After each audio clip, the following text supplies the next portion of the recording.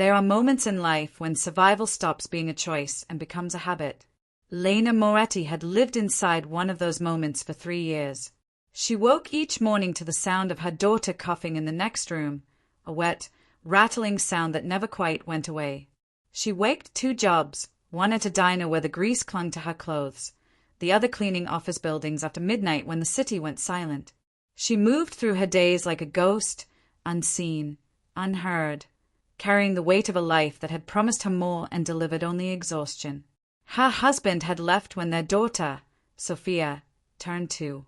He'd said he couldn't handle it, the hospital bills, the sleepless nights, the endless worry. He'd walked out with nothing but a duffel bag and a promise to send money. He never did. Lena learned quickly that promises were just words people used to soften the blow of abandonment. She learned to stop believing in them. She learned to stop believing in much of anything. Sophia was 6 now, fragile and small for her age, with lungs that betrayed her every time the weather turned cold. The doctors said she needed treatment, expensive treatment, the kind that insurance barely touched. Lena had sold everything she could. Her mother's jewelry, the car, even the furniture. She lived in a 1-bedroom apartment with peeling wallpaper and a radiator that only worked when it felt like it. She stretched every dollar until it screamed. And still, it wasn't enough. Debt collectors called at all hours. She stopped answering the phone. Letters piled up on the kitchen counter, red ink warnings that blurred together after a while. She told herself she'd figure it out. She always did. But the truth was, she was drowning, and there was no one coming to pull her out. On a Tuesday night in November, Lena finished her shift at the diner and walked to the bus stop. The air was sharp, biting at her cheeks. She pulled her coat tighter and waited. The streets were nearly empty. A black car idled at the corner, its engine a low hum against the quiet. She didn't think much of it. People came and went in this neighborhood. She'd learned not to ask questions. But when the bus pulled up and she climbed inside, she glanced back. The car was still there, and for reasons she couldn't name, her chest tightened. Before we go on, tell us, where are you watching from? Drop it in the comments below. The feeling followed her home. It stayed with her as she unlocked the apartment door, as she checked on Sophia sleeping under a pile of blankets, as she heated up leftover soup and ate it standing over the sink. She told herself she was being paranoid. She told herself fear was just exhaustion wearing a different face. But when she turned off the lights and lay down in bed, she couldn't shake the sense that something had shifted, that the world had tilted just slightly, and she was standing on the edge of a fall she couldn't see yet. 3 days later, she was wiping down tables at the diner when a man walked in. He wasn't the usual kind of customer. He wore a tailored coat, dark and expensive, and his shoes clicked against the linoleum like a metronome. He moved with the kind of quiet authority that made people step aside without realizing it. He sat at the counter and didn't look at the menu. He didn't look at anything except her. Lena felt his gaze before she saw it. It was heavy, deliberate, the kind of attention that made her skin prickle. She walked over, forcing a smile she didn't feel. "What can I get you?" she asked. He didn't answer right away. He studied her face, his expression unreadable. Then, in a voice that was soft but unmistakably firm, he said, "Coffee. Black." She nodded and turned to pour it, her hand steady out of habit. But her mind was racing. She'd seen men like him before, men who carried power like a second skin, who didn't need to raise their voices to make themselves heard. They were dangerous in ways that had nothing to do with raised fists or loud threats. They were dangerous because they controlled rooms just by walking into them. When she set the cup in front of him, he didn't touch it. He just kept watching her. "You speak Italian," he said. It wasn't a question. Lena blinked. "A little. My grandmother." "You're fluent," he interrupted. "I heard you. Last week. At the pharmacy on 5th. Her breath caught. She hadn't been speaking Italian. She'd been muttering to herself in frustration, cursing under her breath when the pharmacist told her Sophia's prescription would cost more than she had in her account. She hadn't realized anyone was listening. "I don't know what you—" "Don't lie to me." The words were quiet, almost gentle, but they cut through her like glass. She took a step back, her pulse hammering in her throat. "I'm not looking for trouble," she said. "Good," he replied, "because neither am I." He stood then, leaving $100 bill on the counter for a $3 cup of coffee.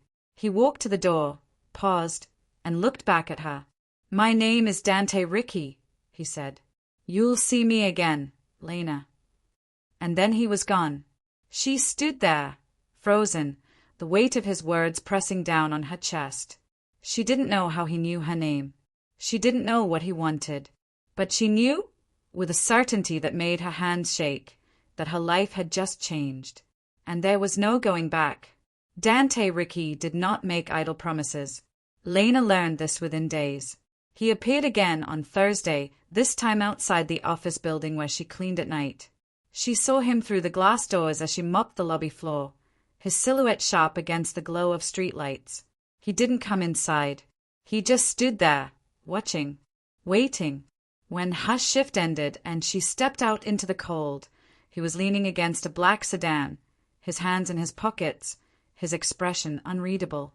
"You don't have to be afraid of me," he said. But she was. She was terrified in a way she couldn't articulate, because it wasn't fear of violence or harm.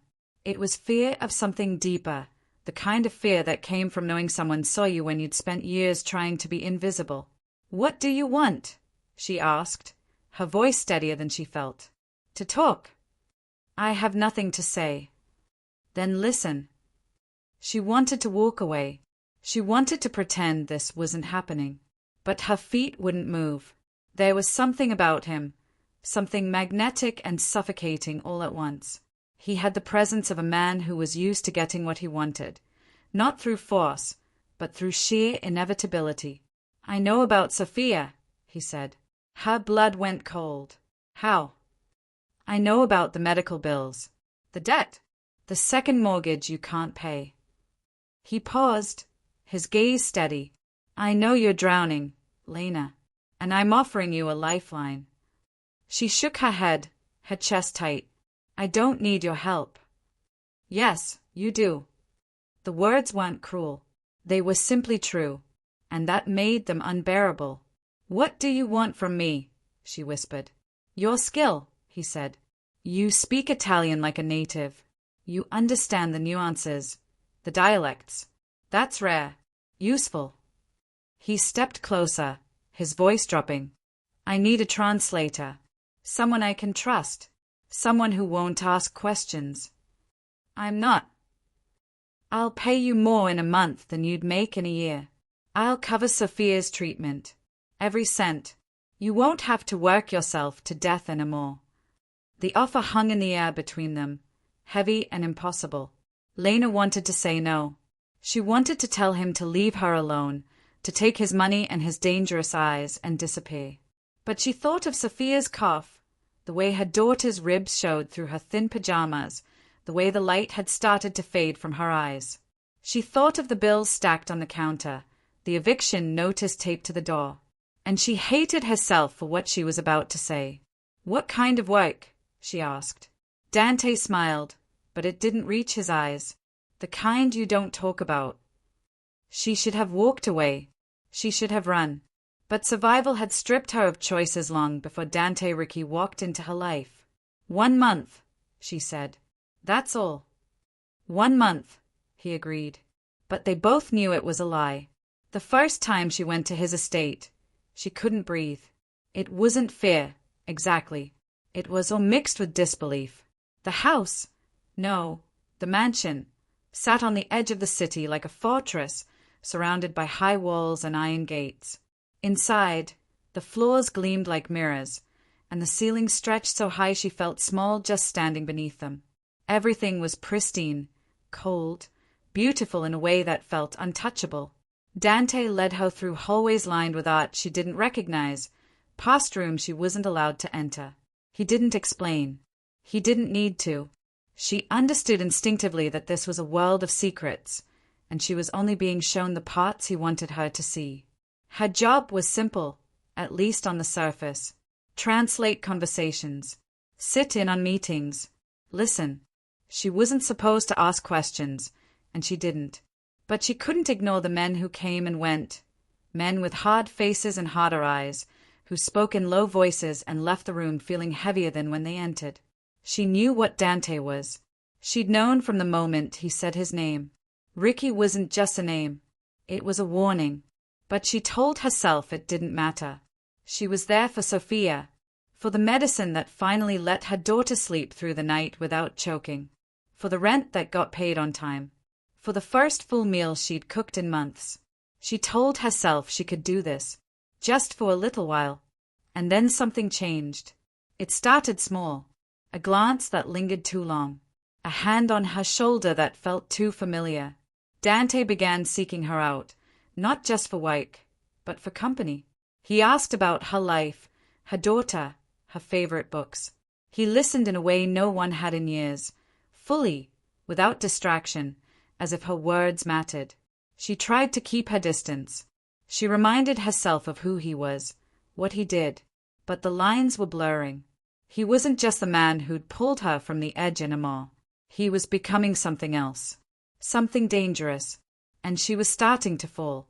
If this story has already found a place in your heart, don't forget to like, comment, subscribe, and check the description box below for more stories that stay long after they end. One night, after a particularly long meeting, Dante found her standing in the library, staring at the rows of books she'd never have time to read. He didn't say anything at first. He just stood beside her, close enough that she could feel the warmth of him. "You're safe here," he said quietly. "Am I?" she asked. He turned to look at her, and for the first time, she saw something crack in his expression, something soft, almost vulnerable. "Yes," he said, "you are." And against every instinct, every warning screaming in her head, she believed him. Dante didn't ask Lena to stay. He commanded it. It happened on a Tuesday, 3 weeks after she started working for him. She'd just finished translating a tense conversation between Dante and two men who looked like they'd kill without hesitation. The air in the room had been thick with violence, the kind that didn't need to be spoken to be felt. When the men left, Dante turned to her, his jaw tight. "Pack a bag," he said. "What?" "You're staying here. Tonight. Until I say otherwise." She stared at him, her pulse quickening. "I have a daughter." "I know. She'll be brought here too. There's a room being prepared for her now." Lena's hands clenched into fists. "You can't just." "I can." His voice was calm, but there was steel beneath it. "There are people who know you work for me now. People who would use you to get to me. You're not safe in that apartment anymore. Neither is Sophia. I didn't sign up for this." "You did, the moment you said yes." She wanted to scream. She wanted to fight him, to demand her freedom, to walk out and never look back. But the truth was, she'd already lost that choice. She'd stepped into his world, and now it had closed around her like a trap. 2 hours later, Sophia was asleep in a bedroom bigger than their entire apartment, and Lena stood at the window of her own room, staring out at the garden below. It was beautiful, manicured, perfect. A prison dressed as paradise. She didn't sleep that night. She lay in bed, listening to the unfamiliar sounds of the house, the hum of the heating system, the creak of old wood, the distant murmur of voices she couldn't place. She thought about running, about grabbing Sophia and disappearing into the night. But where would she go? She had no money, no plan, no one to turn to.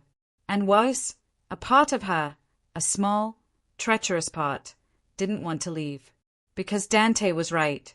She felt safe here. Safer than she had in years. Days turned into weeks. Lena stopped counting. Time moved differently in Dante's house. The outside world felt distant, like a memory she was forgetting. She woke each morning to find breakfast already prepared. Sophia laughing with a tutor Dante had hired, clothes laid out for her that fit perfectly. Everything was taken care of. Everything was controlled. She told herself she hated it, but the truth was more complicated. Dante was everywhere and nowhere. He moved through the house like a shadow, appearing when she least expected it. He'd find her in the library, in the garden, in the kitchen late at night when she couldn't sleep. He never demanded anything. He just existed beside her, quietly, patiently, and slowly she began to see him differently. He wasn't just the man who'd taken her. He was the man who paid for Sophia's surgery without being asked, who made sure Lena had everything she needed before she even knew she needed it, who sat with her daughter and read to her in the evenings, his deep voice soft and careful, as if he understood how fragile she was. He was a contradiction, brutal and tender, dangerous and protective, and Lena didn't know how to reconcile the two. One night, she found him standing on the balcony, a glass of whiskey in his hand, staring out at the city lights. She hesitated before stepping outside, the cold air biting at her skin. "You should be asleep," he said without turning around. "So should you." He smiled faintly, but it didn't reach his eyes. "Sleep doesn't come easy in my line of work." She moved closer, wrapping her arms around herself. "Why am I really here, Dante?" He turned to look at her then, his gaze heavy. "Because I couldn't let anything happen to you. You barely know me." "I know enough." The words hung between them, charged and dangerous. Lena's heart was pounding, her chest tight. She wanted to step back, to put distance between them, but she couldn't move. "This isn't protection," she said quietly. "This is captivity." "Maybe," he admitted, "but you're alive, and so is Sophia. That's all that matters." She should have argued. She should have fought. But instead, she just stood there, her breath fogging in the cold air, wondering when she'd stopped seeing him as her captor and started seeing him as something else. If you've ever felt torn between fear and love, you'll understand her. Remember to like, comment, subscribe, and check the description box below. Your support keeps stories like this alive. Sophia adjusted quickly. She thrived. Actually, the color returned to her cheeks. She laughed more. She stopped coughing through the night. Lena watched her daughter bloom in this gilded cage, and it broke something inside her. Because Sophia was happy here. Safer, healthier, and Lena couldn't deny that. But happiness came with a price. Lena felt it every time she looked at Dante, every time his hand brushed hers, every time he looked at her like she was something precious. She was falling, slowly, inevitably, and she didn't know how to stop. One evening, Dante found her sitting in the garden, her hands wrapped around a cup of tea that had gone cold. He sat beside her without asking, his shoulder almost touching hers. "You're thinking too much," he said. "I'm always thinking too much." "About what?" She hesitated. Then, because she was tired of holding it in, she said, "About how I'm supposed to hate you, and how I don't." Dante didn't respond right away. He just looked at her, his expression unreadable. Then, so quietly she almost didn't hear it, he said, "Good." And for the first time since she'd arrived, Lena let herself lean into him. Just a little. Just enough to feel the warmth of him beside her. It wasn't love. Not yet. But it was the beginning of something that terrified her more than anything else. Dante Ricci was not a man who showed weakness. Lena learned this quickly. He carried himself with the kind of control that suggested he'd never once let his guard down, never once allowed the world to see him bleed. But everyone had a breaking point, and Lena was beginning to see the cracks in his armor. It started with small things. The way his jaw tightened when one of his men delivered bad news. The way his hands clenched into fists when he thought no one was looking. The way he drank whiskey alone on the balcony late at night, staring out at nothing. She didn't ask. She'd learned that Dante didn't offer explanations, and he didn't tolerate prying. But she watched, and she wondered. One night, Sophia had a nightmare. Lena was in her daughter's room, holding her, whispering reassurances, when Dante appeared in the doorway. He didn't say anything. He just stood there, his expression softer than she'd ever seen it. When Sophia finally fell back asleep, Lena followed him out into the hallway. "You didn't have to come," she said. "I heard her crying." And he looked at her, something unreadable flickering in his eyes. I don't like it when she cries. The admission was so simple, so unexpected, that it stole Lena's breath. She didn't know what to say, so she just nodded. But later, as she lay in bed, she couldn't stop thinking about the way he'd looked at Sophia. Like she mattered, like she was something worth protecting. And Lena realized, with a sharp, uncomfortable clarity, that Dante wasn't just keeping them here for leverage or control. He was keeping them here because he cared. And that made everything so much more complicated. The next morning, Dante asked Lena to join him for breakfast. It wasn't a request, but it wasn't a command either. It was something in between, an invitation that felt almost vulnerable. She sat across from him at the long dining table, the space between them vast and awkward. He didn't speak at first. He just ate in silence, his movements precise and deliberate. "Tell me about her," he said finally. "Who?" "Your daughter, Sophia." Lena hesitated. She wasn't used to talking about Sophia with anyone, let alone with him. But there was something in his tone, something genuine, that made her answer. "She's brave," Lena said quietly. "Braver than I'll ever be. She's been sick her whole life, and she's never complained. Not once. She just keeps going." Dante nodded, his gaze distant. "She reminds me of someone." "Who?" He didn't answer. He just stood and walked away, leaving Lena alone with her questions. That afternoon, one of Dante's men, a gruff, silent type named Marco, told her something she wasn't supposed to know. He had a sister, Marco said, his voice low. A long time ago. She was sick too. He couldn't save her. Lena's chest tightened. What happened? She died. He was 17. It broke him. Marco didn't elaborate. He didn't need to. Lena understood. She understood why Dante couldn't stand to hear Sophia cry. Why he made sure she had the best doctors, the best care. Why he looked at her with an ache in his eyes that he tried so hard to hide. He wasn't just protecting them. He was trying to rewrite a story that had already ended. That night, Lena found Dante in the library. He was sitting in one of the leather chairs, a book open in his lap, but he wasn't reading. He was just staring at the pages, his expression hollow. She sat down across from him, her hands folded in her lap. "Marco told me," she said. Dante didn't look up. "He talks too much." "I'm sorry." "Don't be."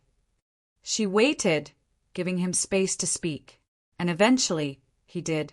"Her name was Isabella," he said quietly. "She was 10 when she died. Pneumonia. We couldn't afford the treatment. My father, he worked for men like me back then. He begged them for help. They refused." His jaw tightened. "So I made a promise that I'd never let that happen to anyone again. That I'd have enough power, enough money, enough control to save anyone I wanted to save." Lena's throat tightened. "And have you?" He looked at her then, his eyes dark and raw. "Not enough." The vulnerability in his voice was staggering. Lena had seen him command rooms, seen him make men twice his size flinch with a single look. But in that moment, he was just a man carrying the weight of a loss he'd never been able to let go of. "You saved Sophia," Lena said softly. "Did I?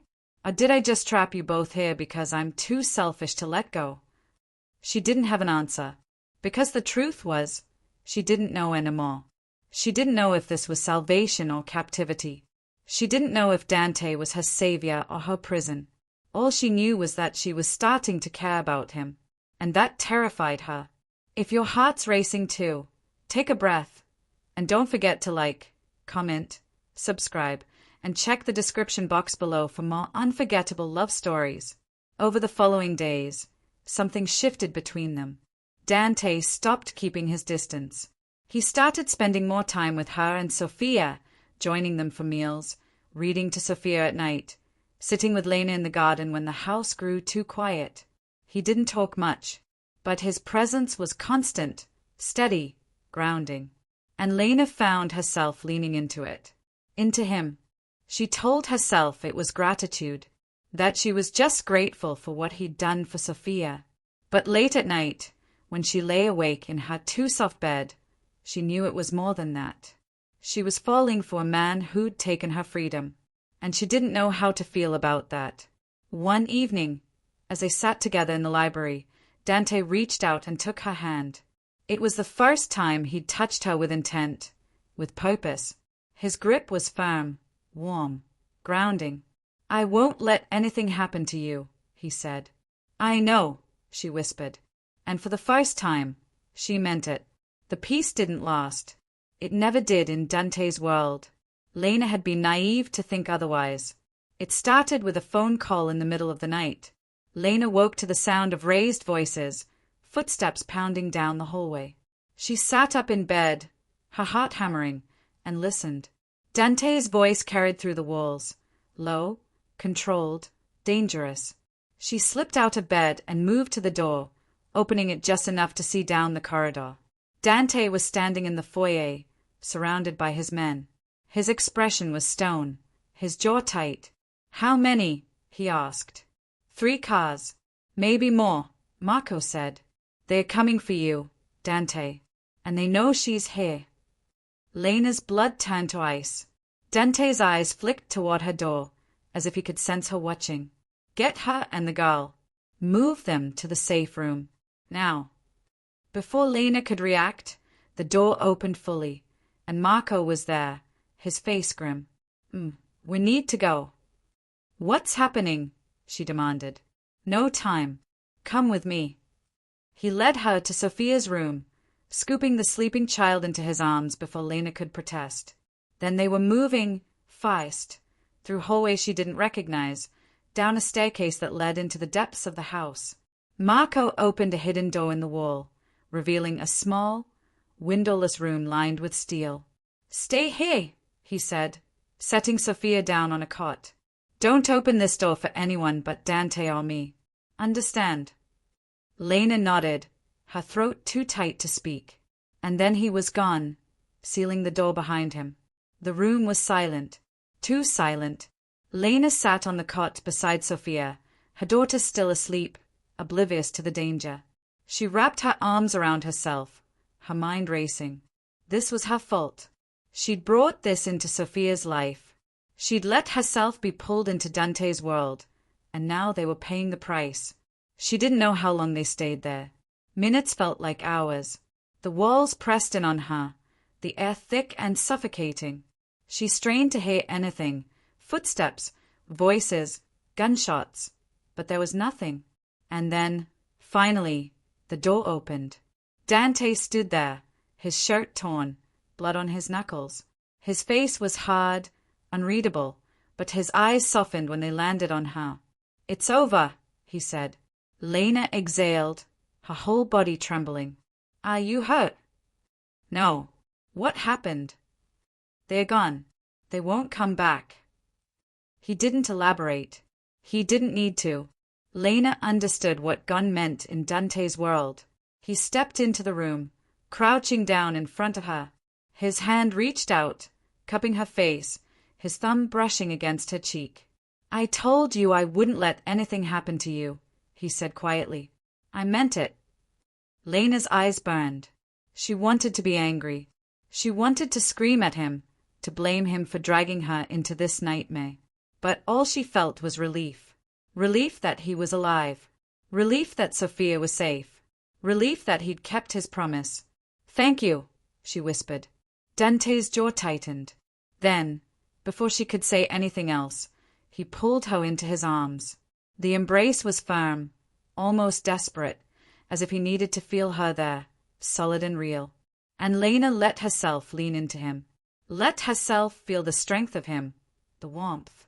Let herself forget, just for a moment, that he was the reason she was in danger in the first place. Because in that moment, he was also the reason she was alive. The days after the attack were different. Dante became more protective, more possessive. He didn't let Lena or Sophia out of his sight. He moved them to a different part of the house, one with more security, more guards. He stopped leaving for meetings. He stayed close, always watching, always vigilant. And Lena, she didn't fight it. She should have. She should have demanded to leave, to go back to her old life. But the truth was, she didn't want to. Because her old life had been exhausting, suffocating, hopeless. And here, despite everything, she felt alive. She felt seen. One evening, after Sophia had gone to bed, Lena found Dante standing on the balcony again, his hands gripping the railing. She hesitated before joining him, the cold air biting at her skin. "You're going to catch a cold out here," she said. He glanced at her, a faint smile tugging at his lips. "You sound like my mother. Is that a bad thing?" "No." He turned back to the view, his expression growing somber. "She used to tell me that too, before she died." Lena's chest tightened. "I'm sorry." "Don't be. It was a long time ago." They stood in silence for a while, the city lights glittering below them. Then, quietly, Dante said, "I didn't want this for you." "What?" "This life.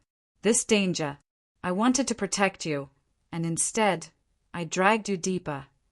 Lena looked at him, her heart aching. "You did protect us. You still are." "At what cost?" She didn't have an answer, because the cost was high, higher than she'd ever imagined. But the alternative, going back to that life of desperation and fear, felt impossible now.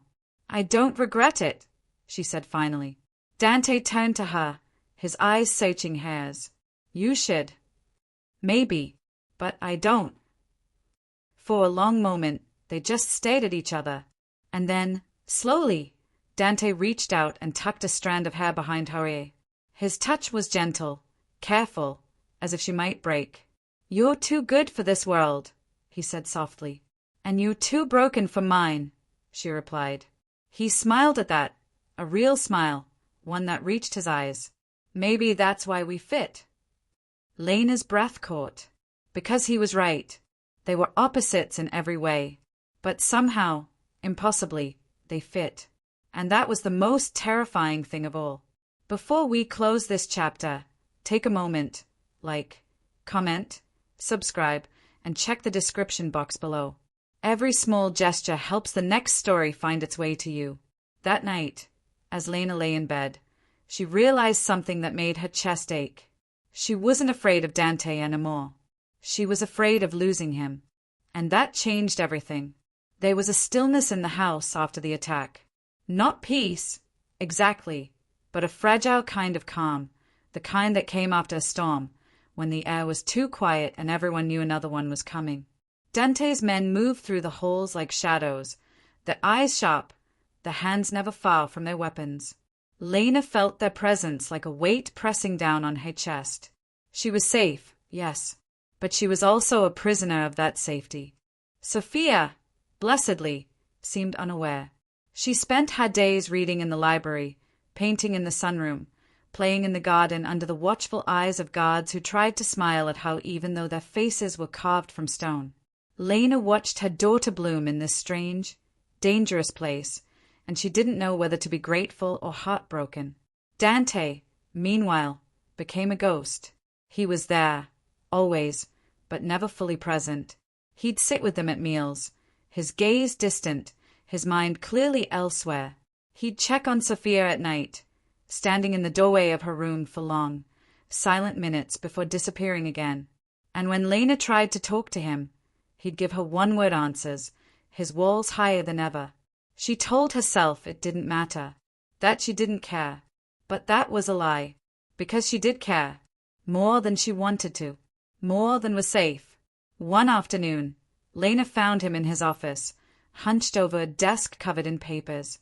He didn't look up when she entered. "You're avoiding me," she said. "I'm working." "You're hiding." That made him pause. He set down his pen and leaned back in his chair, his eyes finally meeting hers. "You don't know what you're talking about." "Don't I?" She stepped closer, her arms crossed. "You've barely said 2 words to me in days. You won't look at me. You won't. Because if I do, I'll make a mistake, he said sharply. Lena froze. What? Dante stood, his jaw tight. You think I don't know what's happening here, Lena? You think I don't feel it? He moved toward her, his presence overwhelming. I'm trying to keep you safe, and that means keeping my distance. Why? Because the closer I get to you, the more dangerous this becomes. For both of us. Lena's heart was pounding. She wanted to argue, to tell him he was wrong. But the look in his eyes, the raw, aching vulnerability, stopped her. I didn't ask for this, she said quietly. But I'm here, and pretending nothing's changed doesn't help anyone. Dante stared at her for a long moment. Then, slowly, he reached out and touched her face, his thumb brushing against her cheek. You're right, he said. Nothing's changed. But the way he said it made Lena's chest ache. Because it wasn't true. Everything had changed, and they both knew it. That night, Lena couldn't sleep. She lay in bed, staring at the ceiling, her mind racing. She thought about her old life, the exhaustion, the fear, the endless scramble to survive. She thought about Sophia, healthy and happy for the first time in years. She thought about Dante, with his broken edges and his careful hands, the way he looked at her like she was something precious and terrifying all at once. And she realized, with a clarity that stole her breath, that she didn't want to leave. Not because she had to stay, but because some part of her, some deep, irrational part, wanted to. She got out of bed and walked through the quiet house, her bare feet silent on the cold marble floors. She didn't know where she was going until she found herself standing outside Dante's bedroom door. She should have turned around, should have gone back to her room and buried these feelings before they consumed her. But instead, she knocked. The door opened almost immediately. Dante stood there in a t-shirt and dark pants, his hair disheveled, his eyes shadowed with exhaustion. Lena, he said, surprise flickering across his face. What's wrong? I couldn't sleep. He studied her for a moment, then stepped aside. Come in. She hesitated, then crossed the threshold. His room was simpler than she'd expected. A large bed, minimal furniture, books stacked on the nightstand. It felt lived in, human, in a way that surprised her. Dante closed the door and turned to face her. Talk to me. I don't know what to say, she admitted. I'm just confused. About what? About this. About you. About why I'm not more afraid than I should be. Dante's expression softened. He moved closer, but not too close, as if he was afraid of crossing a line. You should be afraid. Of me. Of this life. I know, she whispered. But I'm not. Not anymore. The air between them felt charged, heavy with everything they weren't saying. Dante's hands clenched at his sides, as if he was physically restraining himself. Lena, he said, his voice rough, if I let myself care about you, really care, I won't be able to stop. And that makes you a target. Do you understand that? Yes. And you're still standing here? Yes. He closed his eyes, his jaw working. Then, so quietly she almost didn't hear it, he said, I can't promise you anything good. I'm not asking you to. When he opened his eyes again, something in them had shifted. Something raw and desperate and real. He reached out, his hand cupping the back of her neck, his thumb brushing against her jaw. Tell me to stop, he said. No. And then he kissed her. It wasn't gentle. It was desperate, consuming, like he'd been holding back for so long that the dam had finally broken. Lena's hands fisted in his shirt, pulling him closer, her whole body igniting. She'd never been kissed like this, like she was air and he was drowning. When they finally broke apart, both breathing hard, Dante rested his forehead against hers. This changes everything, he said. I know. Are you sure? Lena pulled back just enough to look at him, really look at him. At the man who'd terrified her, saved her, protected her, broken down every wall she'd built around herself. "I'm sure," she said. And she meant it. They didn't sleep that night. They talked instead, lying in his bed, the darkness wrapping around them like a cocoon. Dante told her things he'd never told anyone, about his sister, about the night his mother died, about the first man he'd killed and how it had felt like losing a piece of his soul.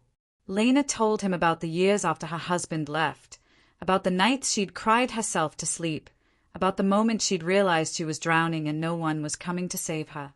They were two broken people, both trying to survive in a world that had taken too much from them. And somehow, impossibly, they'd found each other. "I don't deserve you," Dante said as dawn began to break through the windows. Lena smiled sadly. "Good thing I'm not asking for what you deserve. I'm just asking for what you can give." He pulled her closer, his arms wrapped tightly around her. "Then I'll give you everything." And for the first time in longer than she could remember, Lena believed him. If you've ever felt torn between fear and love, you'll understand her. Remember to like, comment, subscribe, and check the description box below. Your support keeps stories like this alive. The next morning, everything felt different. Softer, lighter. Dante smiled more. He touched her more, small, casual gestures that felt monumental. A hand on her lower back as they walked, his fingers brushing hers across the breakfast table, the way he looked at her when he thought she wasn't paying attention. Sophia noticed. She grinned at them one afternoon in the garden, her eyes bright. "Ah, you two friends now?" Lena glanced at Dante, who raised an eyebrow. "Something like that," he said. "Good," Sophia said, turning back to her flowers. "Mama's happier when you're around." Dante's gaze found Lena's, something vulnerable flickering in his eyes. "Is she?" Lena felt her cheeks warm. "Maybe." He smiled then, a real, genuine smile that made her heart stutter. And for a brief, shining moment, Lena let herself believe that maybe, just maybe, this could work. But happiness in Dante's world was always borrowed time. And their time was running out. The warning came on a Thursday. Dante's phone rang during dinner. He glanced at the screen, his expression darkening instantly. He stood without a word and left the room, his shoulders tense.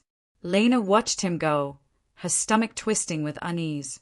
Sophia kept eating, oblivious, but Lena couldn't shake the feeling that something had shifted. The air felt heavier. Wrong. When Dante returned 20 minutes later, his face was carved from stone. "We need to talk," he said. Lena's heart sank. "What happened?" "Not here." He glanced at Sophia, then back at Lena. "Finish your dinner. I'll be in the library." She found him there an hour later, standing by the window, his hands shoved deep in his pockets. He didn't turn when she entered. "Dante," she said softly, "talk to me." "They know," he said. "Who knows what?" "My enemies. They know you're not just my translator anymore. They know you matter to me." He finally turned to face her, his eyes dark. "And now they're going to use that against me." Lena's blood ran cold. "What does that mean?" "It means you're in more danger than ever. It means they'll come for you to get to me. It means—" He broke off, his jaw clenching. "It means I made a mistake. I let myself care. And now you're going to pay for it." "Dante." "No." He crossed the room in 3 strides, his hands gripping her shoulders. "You need to leave. Tonight. I'll arrange everything. New identities for you and Sophia. Money. Protection. You'll disappear, and you'll be safe." Lena stared at him, her heart pounding. "You want me to leave?" "I need you to leave." "Why?" "Because I can't protect you if they know what you mean to me." His voice cracked, raw with emotion. "Don't you understand? Loving you makes you a target, and I won't watch you die because of me." The words hung between them, heavy and devastating. Loving you. He'd said it. He'd finally said it. And now he was pushing her away. "No," Lena said. Dante blinked. "What?" "I said no." I'm not leaving. Lena. You don't get to make this decision for me, Dante. You don't get to decide what's best for me and Sofia without asking us. She stepped closer, her voice fierce. I know the risks. I've known them from the start. And I'm still here. I'm still choosing this. I'm still choosing you. You're being irrational. Maybe, but I'm not running. Not anymore. Dante stared at her, something desperate flickering in his eyes. You could die. So could you. Every single day. And you still get up and fight. She reached up, cupping his face. Let me fight too. Lena. I love you, she said, the words spilling out before she could stop them. I love you, Dante. And I'm not leaving you. Not unless you tell me you don't want me here. Not unless you tell me this meant nothing. Dante's breath hitched. For a long moment, he just stared at her, his eyes searching hers. Then, with a sound that was half laugh, half sob, he pulled her into his arms. It meant everything, he whispered against her hair. You mean everything. They held each other in the quiet of the library, the world outside forgotten. And for a moment, just a moment, Lena let herself believe they could survive this. But belief wasn't enough. The attack came 2 days later. It was midday. Lena was in the garden with Sofia, watching her daughter chase butterflies, when the first gunshot rang out. The sound was sharp, unmistakable, shattering the peace like glass. Lena's blood turned to ice. Sofia! She grabbed her daughter and ran, her heart hammering, her legs burning. Guards appeared from nowhere, shouting orders, forming a protective circle around them.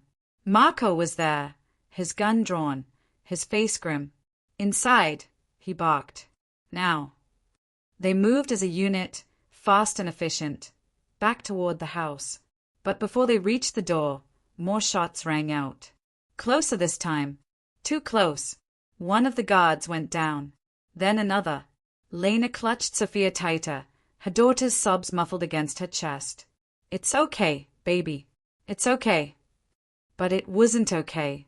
Nothing was okay. And then Dante was there, appearing like a storm, his gun raised, his eyes blazing. He fired twice, and 2 men in the distance dropped. He didn't hesitate, didn't flinch. He moved like violence was a language he spoke fluently. Get them inside, he roared. Marco nodded and hauled Lena and Sofia through the door. They stumbled into the foyer, and Marco slammed it shut behind them, locking it. Safe room, he said. Now. They ran again, down the stairs, through the hidden door, into the steel-lined room. Marco set Sofia down gently, then turned to Lena. Stay here. Don't open this door for anyone but me or Dante.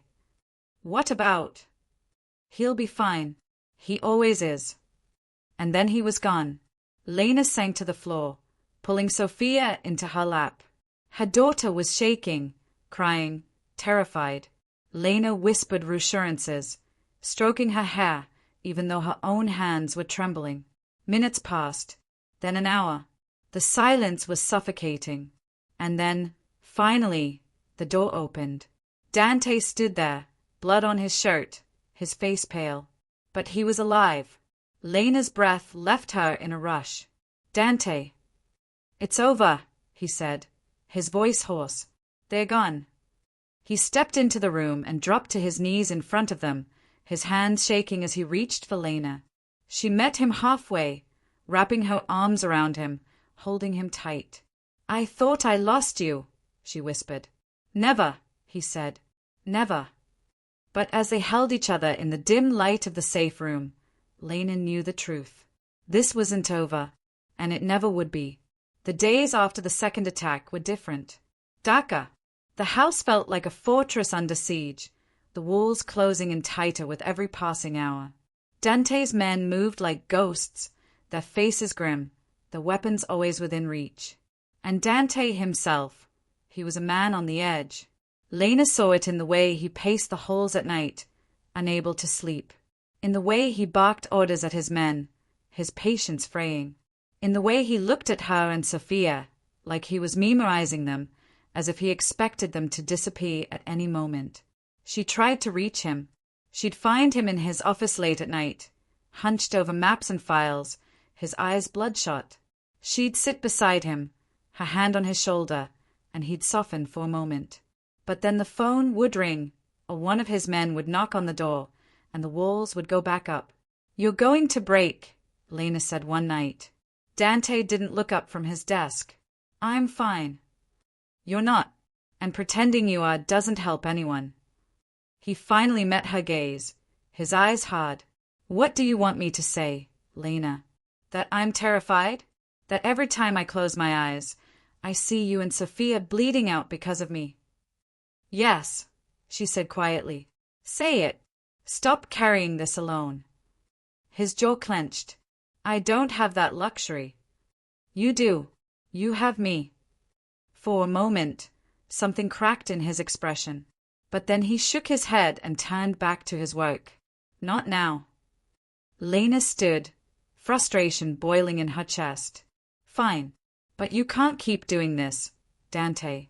You can't shut me out every time things get hard." "I'm not shutting you out. I'm protecting you." "You're suffocating me." The words hung in the air, sharp and cutting. Dante's hand stilled on the desk, but he didn't respond. He just sat there, silent, unreachable. And Lena walked away. She regretted it the moment she reached her room. She shouldn't have pushed. She knew he was drowning, knew he was doing everything he could to keep them safe. But the distance between them was growing, and she didn't know how to bridge it. That night, she couldn't sleep. She lay in bed, staring at the ceiling, her mind racing. She thought about leaving again, about taking Sophia and disappearing before things got worse. But the thought made her chest ache, because leaving meant giving up on Dante. And she wasn't ready to do that. Not yet. She heard the knock on her door around 2 a.m. soft, hesitant. She sat up, her heart racing, and opened it to find Dante standing there, his face drawn, his eyes red-rimmed. "I'm sorry," he said, his voice rough. Lena stepped aside, letting him in. He walked to the center of the room and just stood there, his shoulders slumped, like he didn't know what to do with himself. "Talk to me," Lena said gently. "I don't know how to do this," he admitted. "I don't know how to be what you need and keep you safe at the same time. I don't need you to be anything except honest." He looked at her, and the vulnerability in his eyes nearly broke her. "I'm scared, Lena. I'm scared that no matter what I do, it won't be enough. That I'll lose you. That I'll lose Sophia. And I don't know how to live with that." Lena crossed the room and took his hands, squeezing them tightly. "You won't lose us. We're here. We're staying." "You don't know that." "Yes, I do. Because I'm choosing to stay. Every single day, I'm choosing you." Dante's breath shuddered.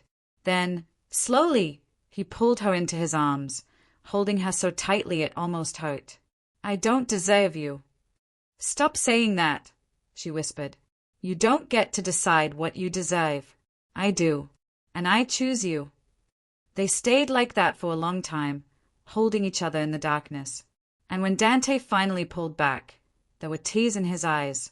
"I love you," he said, "more than I've ever loved anything. And that terrifies me." "I know," Lena said, her own tears falling. "But we'll figure it out. Together." He kissed her then, soft and slow, like she was something sacred.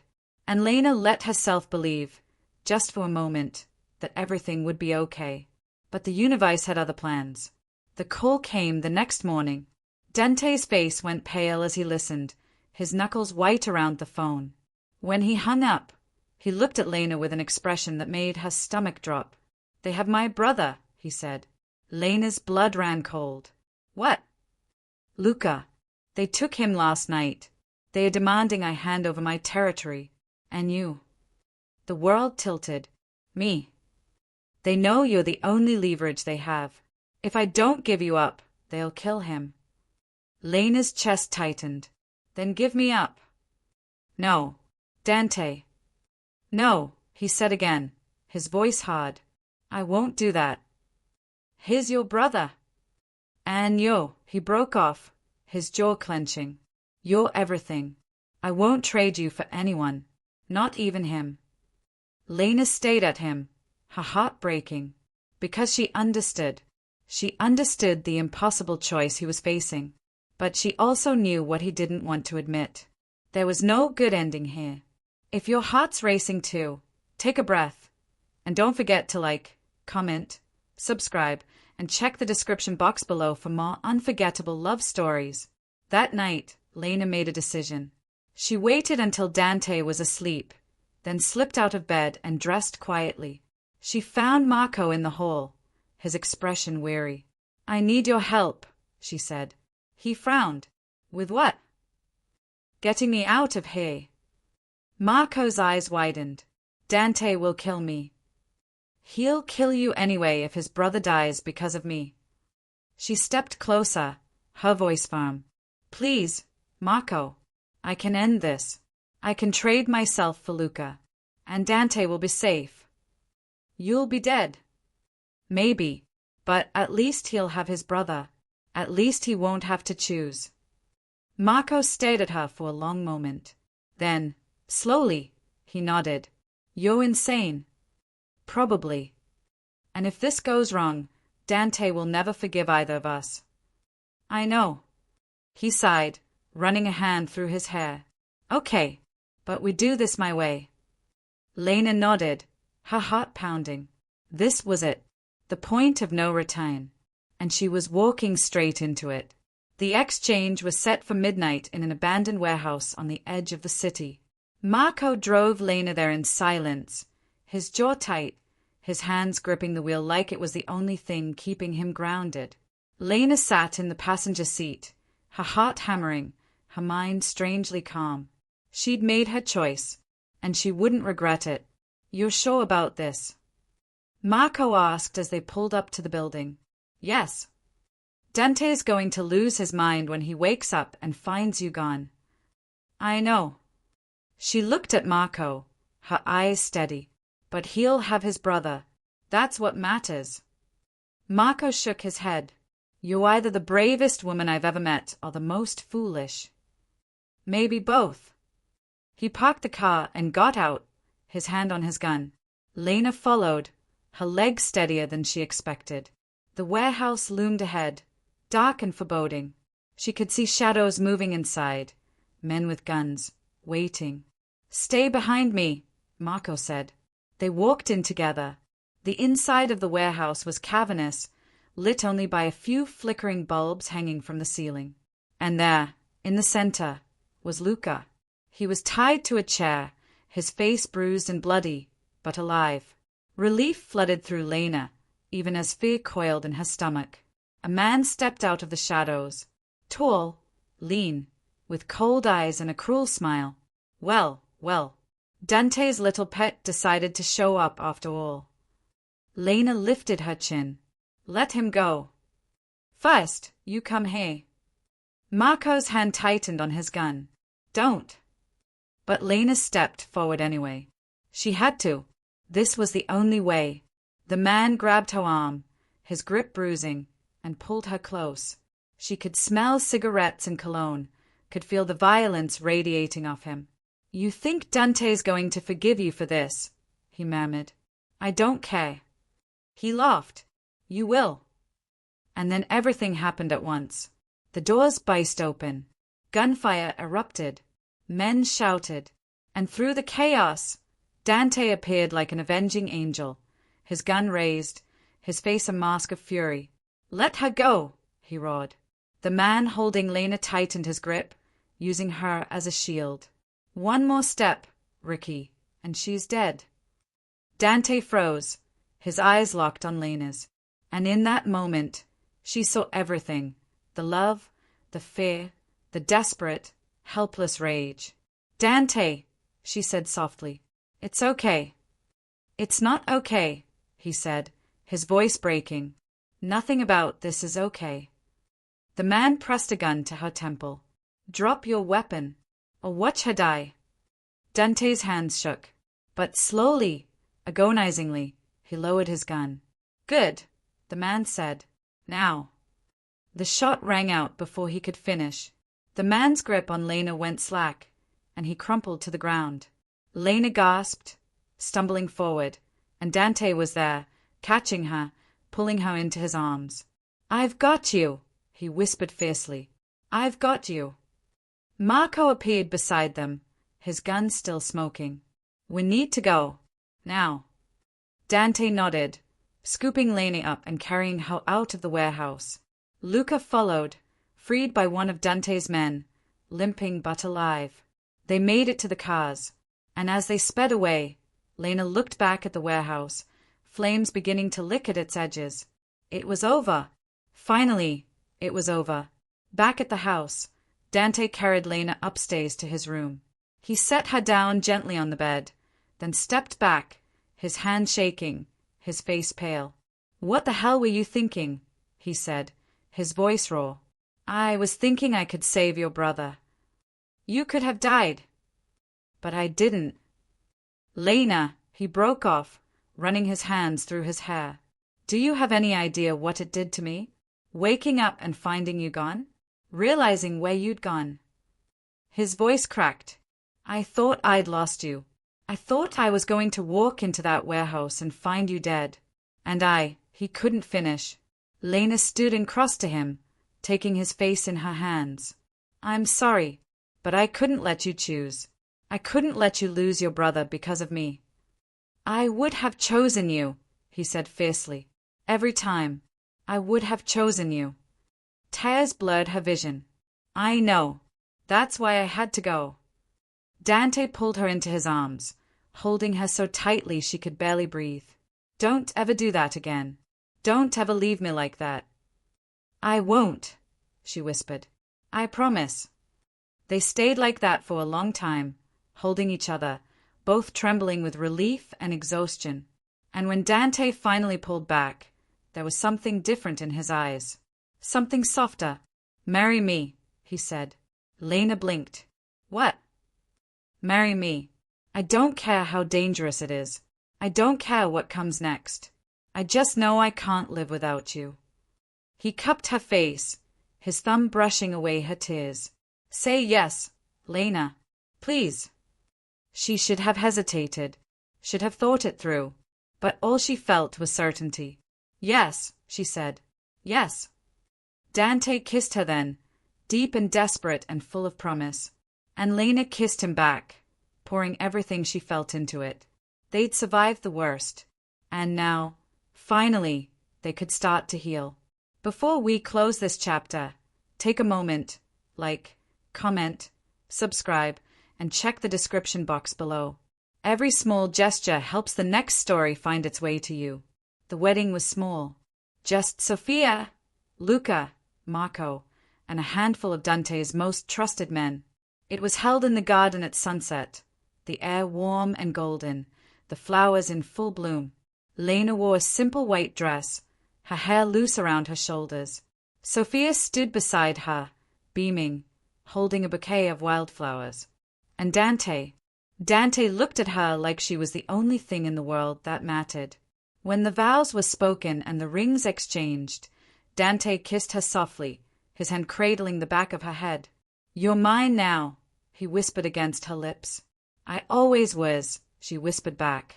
And as the sun dipped below the horizon, painting the sky in shades of pink and gold, Lena let herself believe that maybe, just maybe, they'd found their happy ending. Time had a way of softening the edges of things. The violence, the fear, the desperate choices, they didn't disappear, but they faded into memory, becoming stories told in hushed voices rather than lived realities. Lena and Dante built a life together in the aftermath of the storm, piece by fragile piece. Sofia grew stronger. Her cough disappeared entirely, her cheeks filling out, her laughter echoing through the halls. She called Dante Papa now, and every time she did, Lena watched something in him soften. He was gentle with Sofia in ways he'd never been with anyone else, patient, tender, present. He read to her every night, helped her with her homework, taught her to plant flowers in the garden. He was still Dante Ricci, still the man who commanded respect with a single look, still dangerous, still powerful. But with them, he was something else, something quieter, something real. Lena watched him change over the months, watched the hardness in his eyes gradually ease. He smiled more, laughed more. The nightmares that used to wake him in the middle of the night came less frequently. And when they did, she was there, holding him, reminding him that he wasn't alone anymore. They'd moved to a different house, still secure, still guarded, but smaller, warmer. It felt less like a fortress and more like a home. Lena filled it with books and plants and Sophia's artwork. She cooked meals in the kitchen, something she hadn't done in years, and Dante would come up behind her, wrapping his arms around her waist, pressing kisses to her neck. "I never thought I'd have this," he told her one evening as they stood on the balcony, watching the city lights flicker in the distance. "Have what?" "Peace." He turned to look at her, his eyes soft. "You gave me that." "We gave it to each other," she corrected. He smiled and pulled her close, and they stood there in comfortable silence, the world quiet around them. Of course, there were still hard days. Days when the phone rang with news of threats, when Dante's men had to handle problems that Lena didn't ask about. Days when she saw the weight settle back onto his shoulders, when the shadows returned to his eyes. But they faced those days together now, and that made all the difference. Luca visited often. He'd healed from his ordeal, though he walked with a slight limp now. He and Dante had grown closer in the aftermath, their brotherhood strengthened by what they'd survived. Luca was good with Sophia too, bringing her gifts, teasing her gently, making her giggle. "You've gone soft, brother," Luca said one afternoon, watching Dante braid Sophia's hair.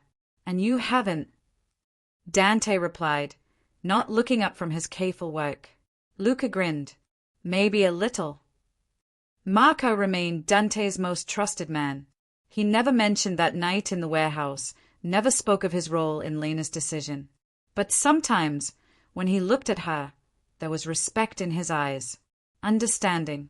"You saved him, you know," Marco told her once, when they were alone. "Not just that night. Before that. You gave him something to live for besides survival." Lena didn't know what to say to that, so she just nodded, her throat tight. The years passed. Sophia grew older, smarter, more confident. She wanted to be a doctor someday, she announced one night at dinner. She wanted to help people the way the doctors had helped her. Dante looked at Lena across the table, his eyes shining with pride and something that looked like wonder. They'd given Sophia this chance, this hope, this future. Together. There were still moments when Lena thought about her old life. The apartment with peeling wallpaper, the endless exhaustion, the crushing weight of just trying to survive.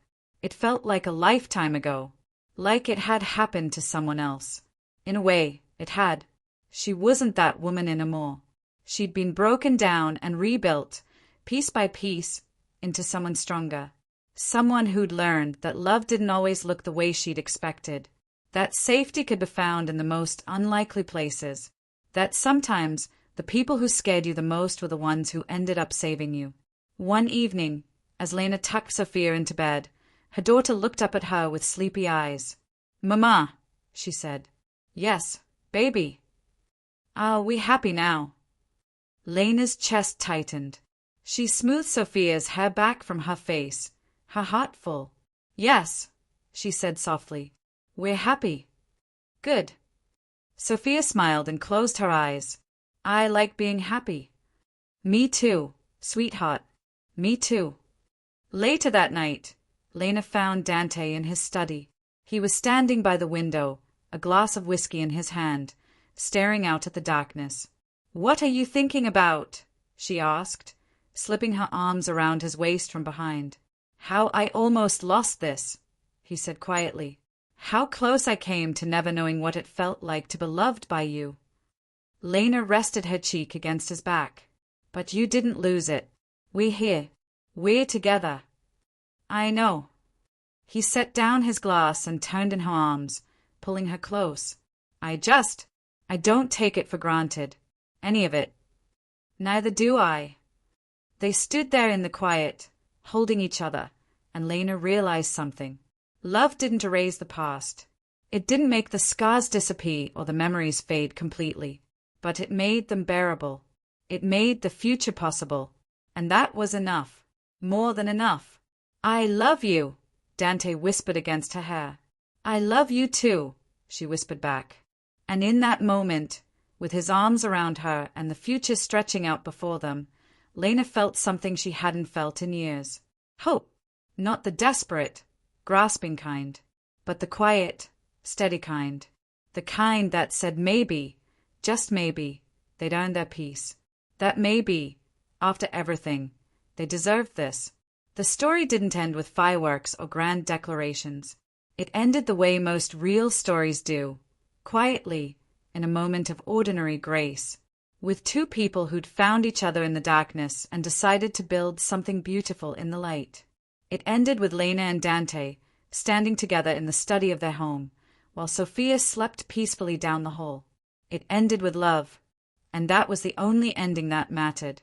If stories like this linger in your heart long after they end, don't leave just yet.